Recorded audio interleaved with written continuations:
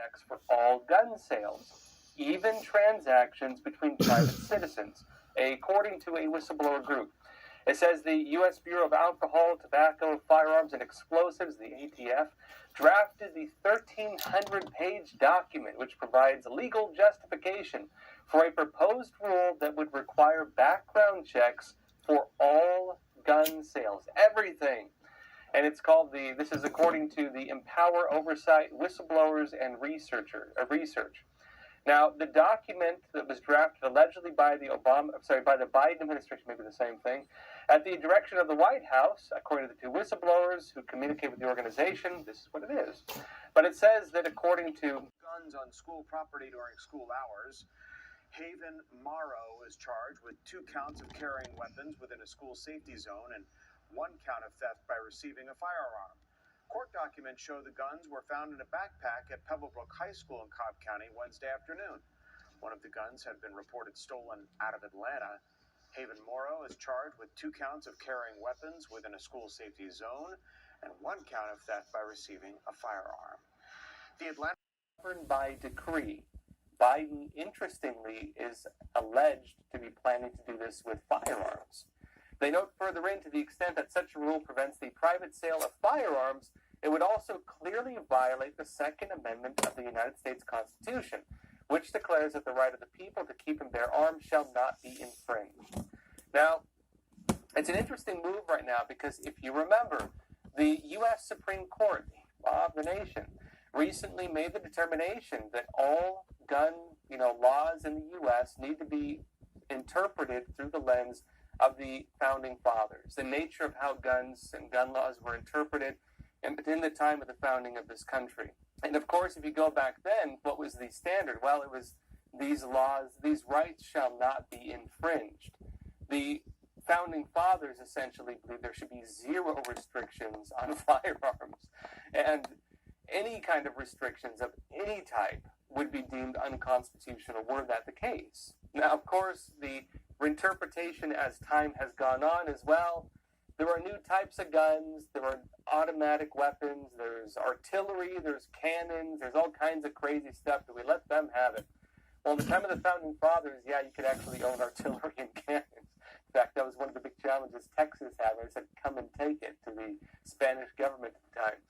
Now, given all of this, though, what does this represent?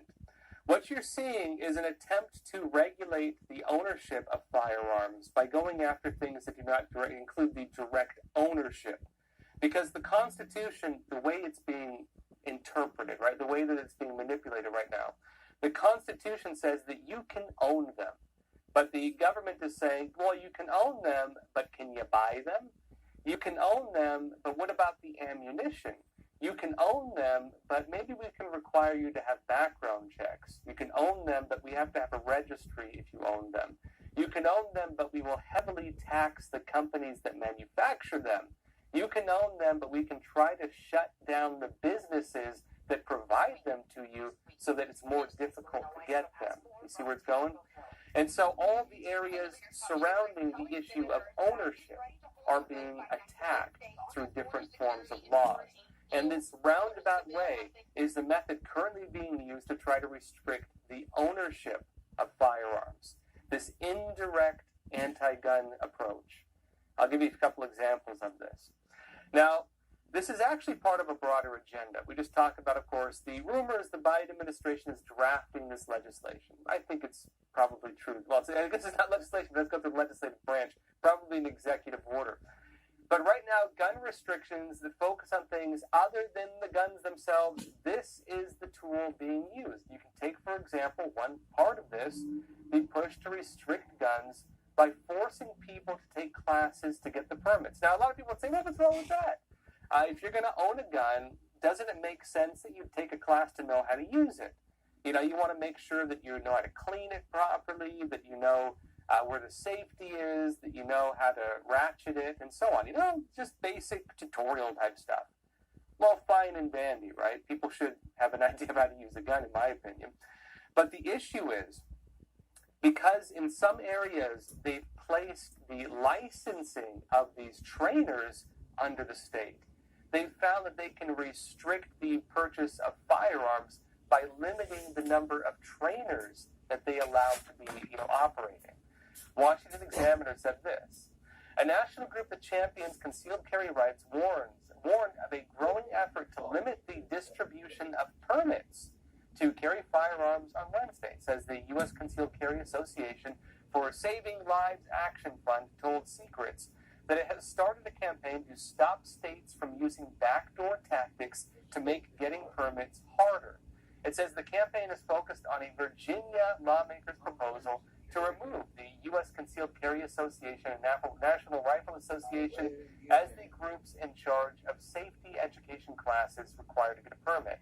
In other words, these private pro-gun organizations that currently are able to, hold classes to get you your permit, they're trying to make it so it's no longer under them. Instead, it says the proposal from Democrat Senator, this is Dan Helmar, would put the state, would put the state government in charge of the education curriculum. So are you getting that? Rather than have it being run through these external private organizations, they want to have the government in charge of the curriculum and notably in charge of the process. Now, they note that a similar setup to this in California has led to a dramatic cut in the number of permits issued because the state cut the pool of instructors, according to media reports.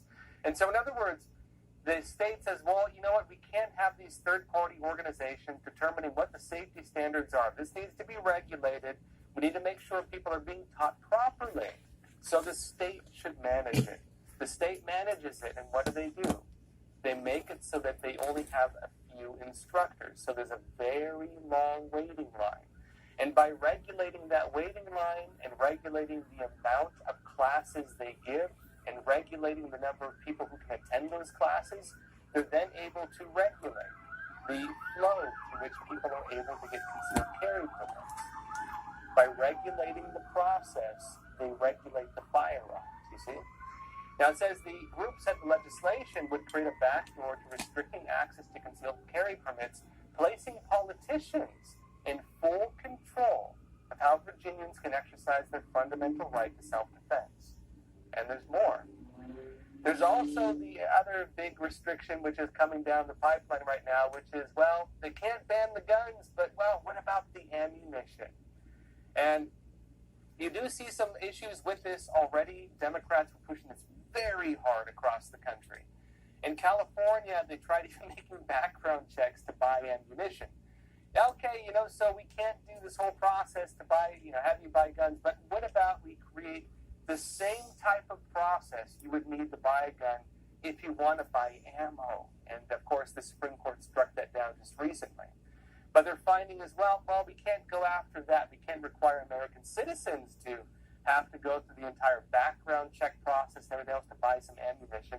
But what if we make it harder for the businesses that sell ammunition to operate?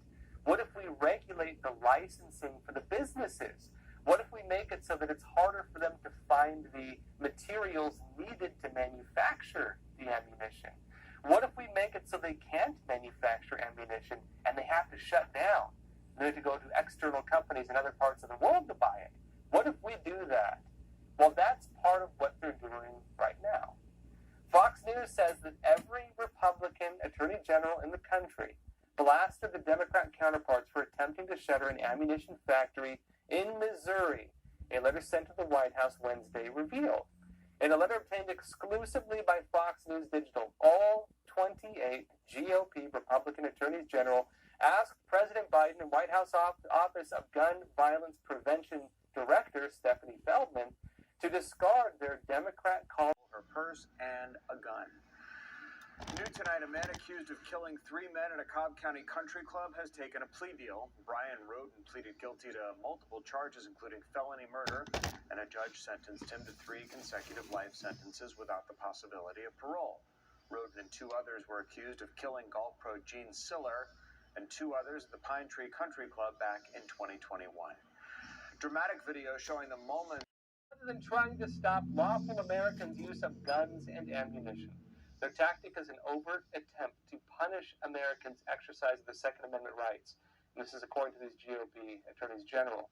Now, notes that among the list of errors, because they said there's a litany of errors that they pointed out, and they said this, they say the Democrats allege that ammunition manufactured for military use does not belong in communities. And again, how do you say what ammunition manufactured for military use is? How do you begin to define that? Because again, they use a very broad list of, they use a very broad range of ammunition in the military. And of course, this has never been an issue of restricting them in the past. This is the same narrative they use, by the way, to try to restrict assault rifles, which is not really even clearly defined, by the way. The nature of the narrative, assault rifle, is merely a media narrative and a political narrative. It does not have actual tangible features, at least not until very recently, when the left has been forced to say, well, what is an assault rifle? They're using the same narrative, military-grade rifles in Americans' hands, in order to restrict ammunition. Military-grade ammunition in Americans' hands.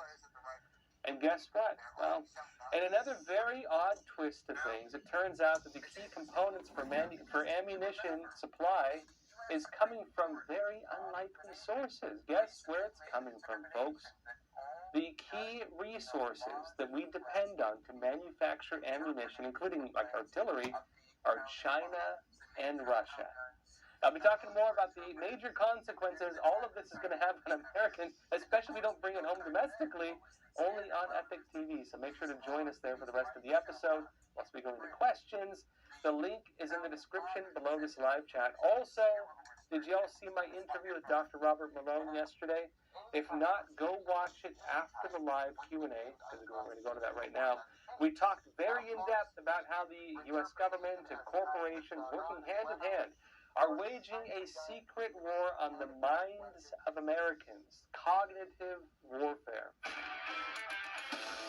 Hi, I'm kind of come to terms and accept what actually happened. 12 years later, White says that day altered his life forever. He's now one of Chambly's newest police officers. I take it as a growth opportunity because ultimately, back then I was not looking at going into law enforcement. And the course of someone else's action kind of changed my trajectory. Cops did end up catching some of the attackers, later convicted of a federal hate crime. White says working with law enforcement throughout their investigation sparked a career interest. Fast forward to the middle of last year when White met Chambly's interim police chief and mentioned he wanted to become a cop. The chief hired him within a month, and he graduated from the police academy in November. He's now one of the city's newest and proudest first responders. Just being able to live through that, to show that, hey, we're fighters, you got to continue the good fight. He hopes his perspective of once being the victim of a crime will inform his outreach and work with victims he encounters on the job. I can come from a place of compassion and understanding and say, hey, I've truly been in your shoes. Officer White says he's proud to represent the LGBTQ community in law enforcement, hoping to mend fractured relations between the two groups from within. His message is to stop the hate and being comfortable in one's skin and knowing that it's okay to be human. It's okay to live in your truth. And you have people here that are willing to support you. First, a victim. Second, a first responder. In Chambly, Rob D'Arienzo, Fox 5 News. All right, let's talk about our weather now. We're joined by Chief Meteorologist David Chandler. Rather than trying to stop lawful Americans' use of guns and ammunition, their tactic is an overt attempt to punish Americans' exercise of the Second Amendment rights. And this is according to these GOP attorneys general. Now, notes that among the list of errors, because they said there's a litany of errors that they pointed out, and they said this, they say the Democrats allege that ammunition manufactured for military use does not belong in communities. And again, how do you say what ammunition manufactured for military use is? How do you begin to define that? Because again, they use a very broad list of, they use a very broad range of ammunition in the military. And of course, this has never been an issue of restricting them in the past. This is the same narrative they use, by the way, to try to restrict assault rifles, which is not really even clearly defined, by the way. The nature of the narrative, assault rifle, is merely a media narrative and a political narrative. It does not have actual tangible features, at least not until very recently, when the left has been forced to say, well, what is an assault rifle? They're using the same narrative. Military-grade rifles in Americans' hands in order to restrict ammunition. Military-grade ammunition in Americans' hands. And guess what? Well, in another very odd twist to things, it turns out that the key components for ammunition supply is coming from very unlikely sources. Guess where it's coming from, folks? The key resources that we depend on to manufacture ammunition, including like artillery, are China and Russia. I'll be talking more about the major consequences all of this is going to have on Americans, especially if we don't bring it home domestically, only on Epic TV. So make sure to join us there for the rest of the episode. Once we go into questions, the link is in the description below this live chat. Also, did y'all see my interview with Dr. Robert Malone yesterday? If not, go watch it after the live Q&A, because we're going to go to that right now.